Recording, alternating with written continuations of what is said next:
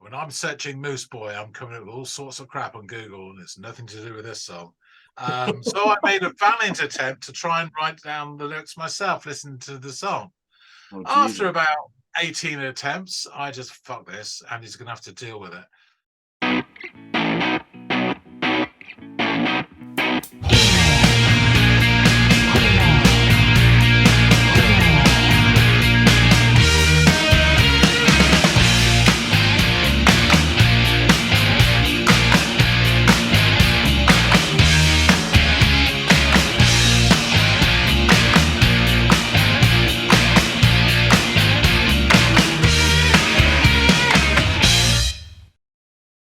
Hey, everybody out there. Welcome back to another episode of the Audiophiles. I'm Andy. The fellow over there is John.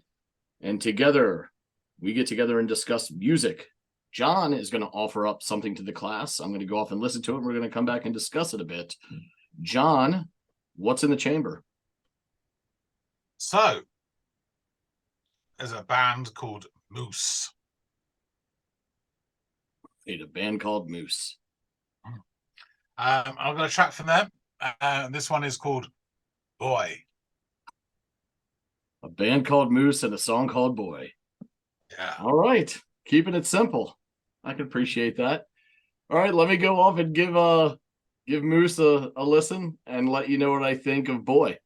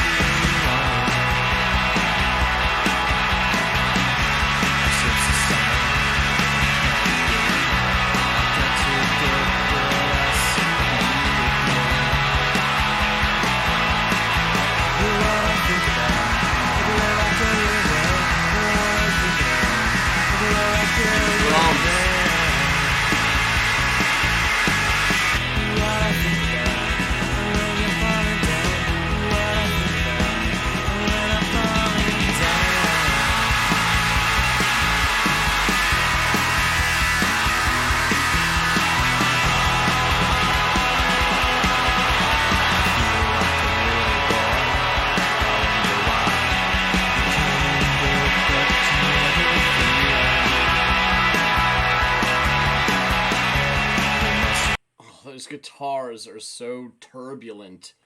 It's like, and I like it. I do, because it's just. I mean, this is got to be like some indie shoegazy stuff, where they just toy with guitars in this fashion. And I've loved so many bands that do this, and I love the sound. I love the sustain they can get on these sounds and the guitars. It's fabulous. And the drums earlier in the song, I mean, most of the song really, have been fabulous. And you've got to keep up with kind of like the frenetic, like, shockwave that is the guitar there. And they're killing it. It's great.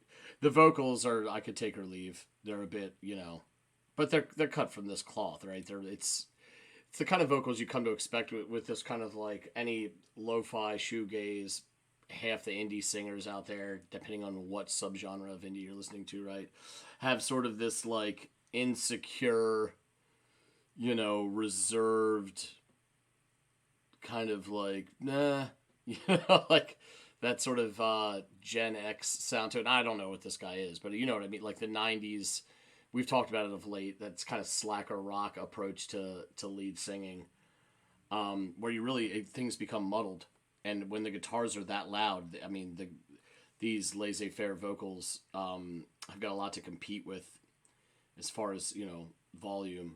And they're just getting lost in the sauce for me. And it's not like he's like hitting these amazing notes or anything to capture my attention. But again, I don't want to slag the guy. It fits this genre very well.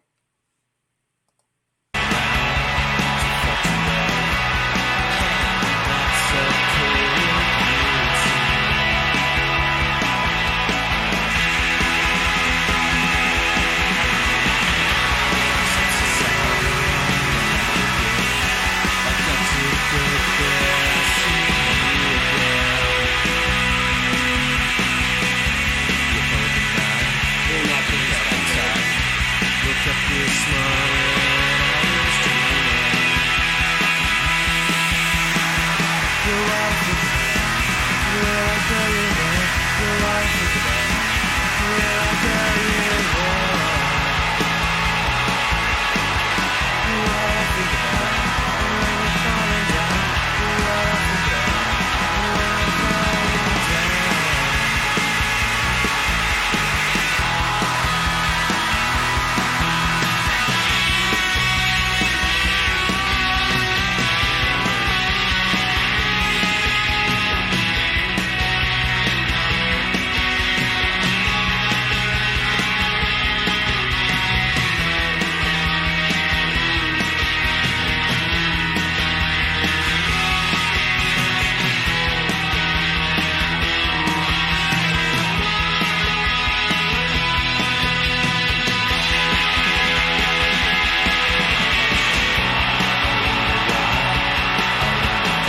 Nope. We're going to hear some of that guitar again because that shit was bursting at the seams or bursting at the strings, I guess. But yeah, this was guitar. It's just so much life in that. And just to hear the snare trying to keep up with everything is fun. I mean, he is, but he's working his ass off. Yeah, this is good stuff.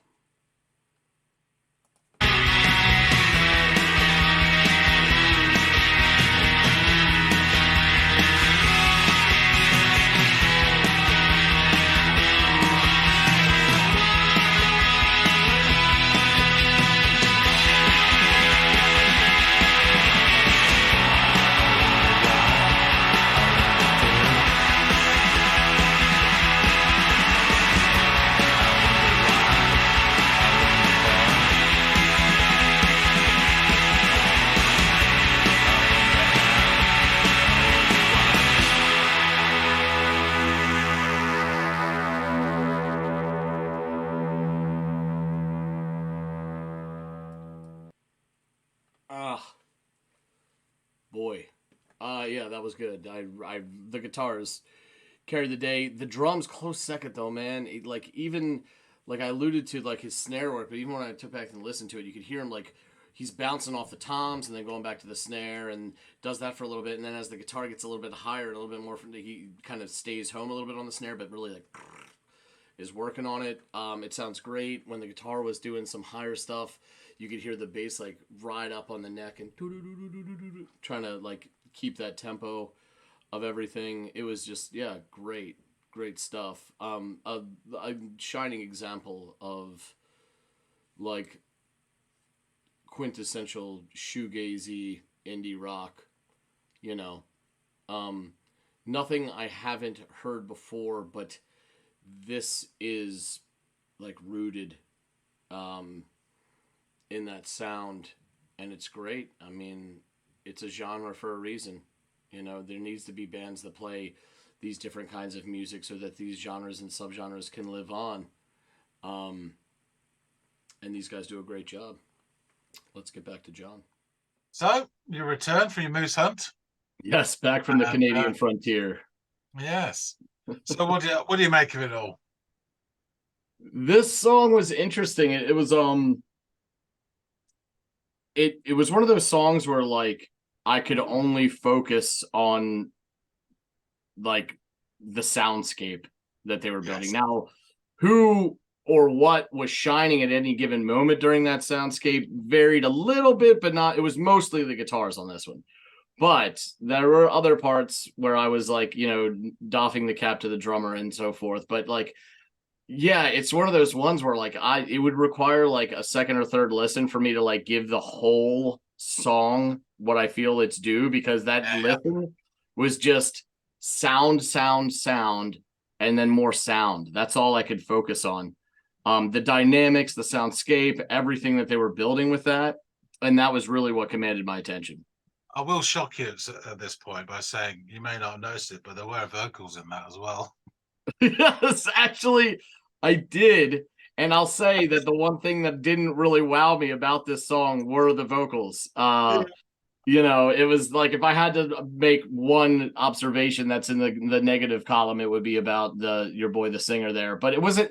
but it didn't take away from the song because, as I said, like I barely noticed it, but when I tried to, it was like, but it also fit this genre and the sound, like that kind of singing like is cut from the same cloth, or at least that's the precedent that's been set, right? Like all these kind of bands have that kind of singer within them, and so you've just come to expect it and it becomes acceptable.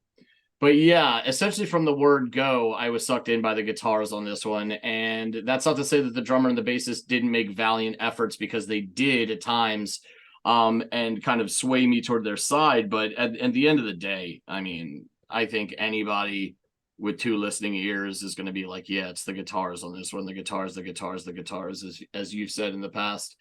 There was a classic like shoegaze guitar driven indie sound, and to this almost clanging nature of the guitars, at times, but a lot of the times the guitar was doing that, it, like had that kind of power behind it. They built like sonic walls of resonant sounds at times while peppering in these almost semi-automatic strum patterns, on the electric guitar. There's all this, it all generates like a turbulent, almost like tempestuous wave of guitar sound, that relentlessly breaks over the listener's ears. Like that's all I kept thinking. Like it became like physically difficult to try to listen to other parts of the other musical or instrumental tracks of the song because of the soundscape, which is, I'm sure, very much intentional, and I liked it. But it'd be a fool not to make the observation that they leaned heavy into this guitar sound. Um, the drums are seemingly provoked by the guitars into this intermittent frenzy of snare drum assault, and the like crashing cymbal work.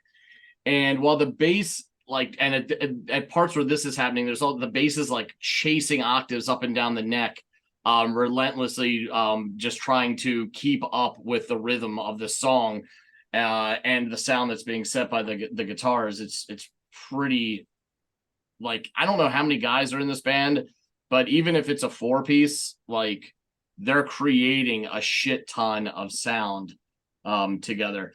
So towards the latter bit of the tune, the guitars meander into this bit, over like a slightly disjointed string bending riff, before like culminating into this bombastic flourish, with the singer saying, "I wonder how, I wonder why," I think something to that effect.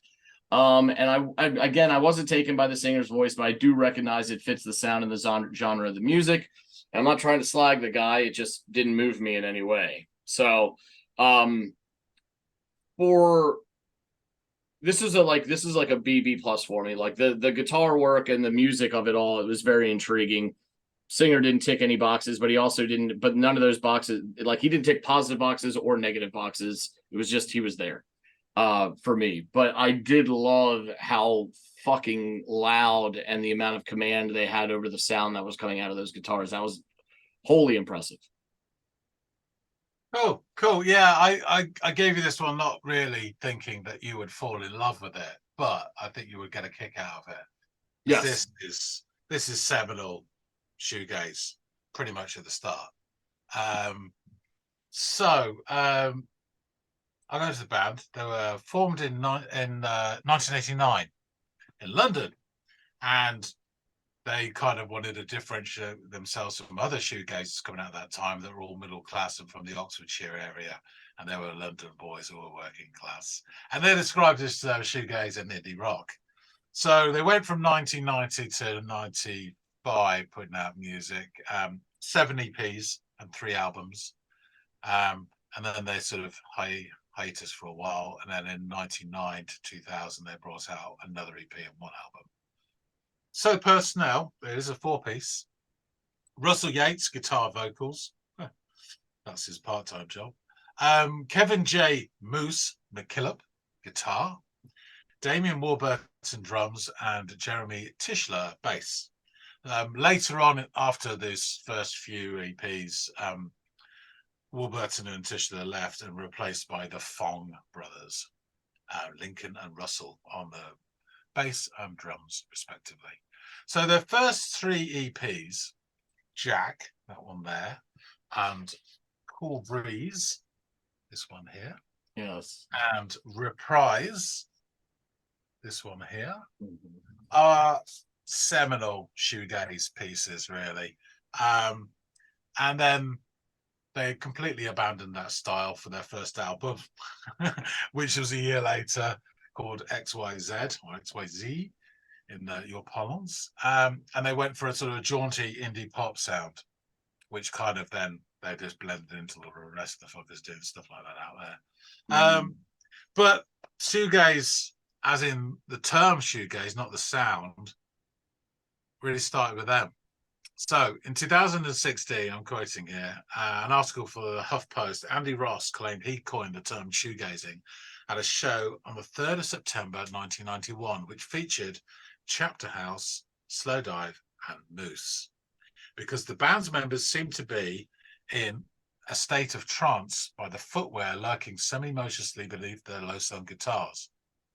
Alternatively, the Guinness Who's Who of Indian New Wave book 1992 claims that the first use of the name was in a concert review for Moose, published by Sounds magazine, in which the author referenced how singer Russell Yates read lyrics taped to the floor throughout the gig. Pretty much whichever one you take, Moose was involved, you know. Sounds like it. This is from Jack. As I said, it's their debut EP. It was released in March 1991. It's a really good EP, and there's slightly different sort of sounds. Jack's a really good track as well. It's been used on a lot of compilations.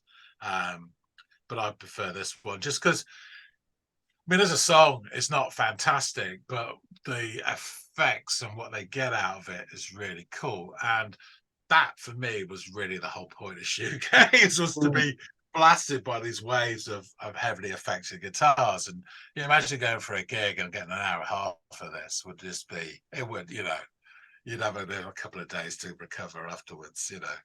So all music critic Jason and Kenny described this record as a galvanizing and commanding debut, stating that the EP immediately establishes Moose as noisemakers par excellence, creating feedback-rich pop with an urgency and ferocity not heard since the Jesus and Mary Chain's landmark Psycho Candy. Just as a side note, I haven't given you anything for Psycho Candy, so I made a note just now thinking about it. I will do, and then you can see the correlation, because that was something else. And then there was like a couple of beats before the other bands caught up and made their own noise from it. So this is from a website called A Goldfish Called Regret, which I think is a great name for a website. And they're talking about this song in particular. It says, after some introductory guitar noise grace notes, everything blasts off at top speed. Guitars are strummed at a high velocity like early wedding present. A bass line wanders up and down octaves, oblivious to what's going on. There's one particular brutal distorted guitar going through a wah-wah set to a high treble stun, which bursts in and out at odd points. And within this storm of guitars, Yates, yes, murmurs about feeling young, confused, and in love. And he quotes, "You're what I think about when the world's falling down. At least that's what it sounds like. His vocal is so low, I could be totally wrong." And that's from that website. Wow, there are shades of exactly what I said in my review. Exactly. I promise I would read that. There is this. I mean, there are some Moose songs out there, particularly from the album, because it's all twee pop and it's very easy. There's another track of theirs, Shoegazy, which I might give to you because it has one particular guitar effect which you do not hear in pretty much anything else. It is unique to this track, and the way they use it is really cool. And there is lyrics to that, much as they are, but there are no lyrics anywhere. When I'm searching Moose Boy, I'm coming up with all sorts of crap on Google, and it's nothing to do with this song. So I made a valiant attempt to try and write down the lyrics myself, listen to the song. After about 18 attempts, I just, fuck this, and he's going to have to deal with it. Yeah, and to say that the vocals were a second thought is being kind, more like a fifth or sixth thought when they put this vocal track on. But that, as you rightly said, is just the way it was back then, and it was all about the effect. And then, oh yeah, I've written some lyrics, man. All right, sing your bit into the corner there, and we'll put it on. Exactly. So yeah, my thoughts on this. You have to. It's hard. It's hard to go back in time, but back then, this kind of array of guitar noises was so exciting to hear as a sort of 19 or 20-year-old. It really was, and you know, the sort of like the static and the just distortion come and go, seemingly with like little regard for the song at points. Yeah. And you've got this mumbling in the background, but you're kind of swept up in it. And as I say, it just like a whole evening of it was something else. It really was great. And I went to many a gig featuring that. I don't think I saw Moose live. I could have done. My memory is particularly unreliable around that sort of 2-3 year period. So I'm curious but on a as to certain, why. yeah. It's funny. Just on It's funny, John, that you say that like they play like they almost don't care about the other musicians or other parts of the song. It's just because when I say like their work with sound dynamics is what made me. It was like it was almost their not their work with. I guess if I'm being more specific, it's the way they took the rule book for sound dynamics and then put it into a fucking wood chipper. And said, yeah, we're just going to do this the way we like it to sound, and we don't really care. And yeah, you're gonna like alienate or like thus create a niche sound by doing that. But if you're into this kind of shit, man, this is like, creme de la creme, or at the very least, it's like you can see how this bred what would be a subgenre of rock music called, shoegaze, because this is I think you're fire. absolutely spot on there. I think this track and the other one that I may give you, it is the sort of like breaking away from the norm, as it were, but even within that genre that makes these stand out, not particularly as these great musical masterpieces, but as something of sonic interest. Yes, And it's the approach, perhaps. I mean, I don't necessarily want to say technically they're not as good as I don't think that really kind of matters. They're just trying to get a sound, and they seem to be very happy with what they've got, and it's as hell interesting. Just as a little side note, one of the other bands that were around at the time, which I did see live, and I may still dig this out. There's a clip of them performing live. They're called Lush, and I'm in the crowd. You would have to have a photo fit of how I looked at the time to spot me, but I am there for this televised gig. So the lead singer of that band, Mickey Berrieni, she's partners with Kevin McKillop, who's a guitarist in this. They've been long-term partners, got a couple of kids together, and now they are currently in a band called Harishka, which kind of does softer, gentler sort of version of their music, which is quite interesting. That all that stuff was going around. Lush at the time were the sort of ethereal sort of Cocteau Twins version of shoegaze, as it were. And the other lass in the Lush, Emma, can't remember her name. She was the girlfriend of Kevin Shields in My Bloody Valentine. So it was all interconnected. Very interesting. Yeah. But yeah, so that's Moose. I might subject you to a little bit more. But yeah, I'll wrap things up and say thanks so much for giving this a whirl. It's interesting if nothing else. Folks out there, what do you think of Moose? Yes, drop some comments. I'm sure there's plenty of you familiar with Moose's output. And sorry, I'm thinking of there's a terrible film called Top Secret, which the comedy is by the guys I think who did Airplane, and a lot of the comedy is now very outdated and maybe slightly, some dodgy stuff in there. But there's one bit where they're in the French Resistance, and the black chap within the French Resistance is known as Chocolate Mousse, and it's done as a way to sort of, but even so, it's hilariously funny. But there you go. He's always laughing and chewing cigars and actually eating them. All these like stereotypes, they're trying to turn it on his head. Right, but, right, you know, right. Yeah, but it's actually chocolate mousse because they're doing a French accent as well. It's very funny.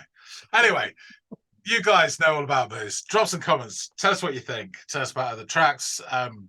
The one I'm thinking of is off their second EP, Cool Breeze. I think people familiar probably know which one I'm on about. But yeah, tell us what you think. We'd love to hear from you. Always welcome your comments, and we enjoy sifting through them and getting various nuggets of information and gossip. If you haven't subscribed, please do, because if these ramblings don't convince you, then nothing else will. Right. We really appreciate everybody who comes on board and supports this channel, and onwards and upwards until we hit the very top of our road. And yeah, that being said, thanks so much for watching, and we'll see all of you on the next episode of the Audiophiles. See you later, guys.